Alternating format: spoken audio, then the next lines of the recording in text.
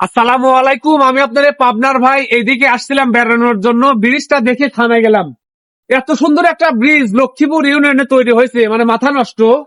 দেখেন ব্রিজের চারপাশে কি প্রকৃতি, অসম্ভব সুন্দর। আর অনেক লোক কিন্তু দূর দূরান্ত থেকে এই ব্রিজটি দেখার জন্য আসে। কিছুদিন আগেও এই ব্রিজটি ছিল একদমই চিকুন একটি ব্রিজ, শুধুমাত্র একটা ভ্যান যাওয়ার মতো অবস্থা ছিল, এবং অনেকেই আসলে বলতো যে এ কেমন ধরনের ব্রিজ।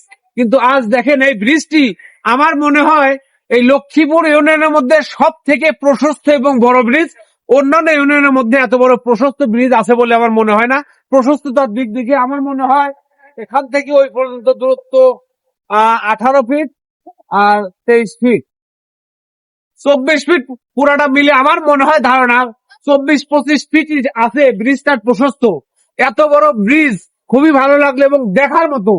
তারপর আছে পাশ দিয়ে ব্রিজের উপরে আর কি নিচে ইসামতি নদী, দেখার মতো নদী। নদী খনন করে গেছে অলরেডি, অনেক সুন্দর পানি দেখা যাচ্ছে। তারপরেও কস্তুরী চলে আসছে, কস্তুরীটা পরিষ্কার করা দরকার। একবার কিন্তু বাংলাদেশ সরকারের পক্ষ থেকে এই কস্তুরী অর্থাৎ কস্তুরী পানা পরিষ্কার করছিল। এখন কিন্তু বারবার বাংলাদেশ সরকার কিন্তু এই কস্তুরী পানা পরিষ্কার করবে না।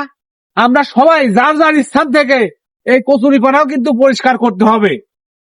আর সর্বমোট ব্রিজটা দেখার মতো। তারপরে আছে ওই পাশে একটা কবরস্থান, পাইজেলপাড়া কেন্দ্রীয় গোরস্থান, ওটার গেটটাও কিন্তু খুব সুন্দর, দেখার মতো।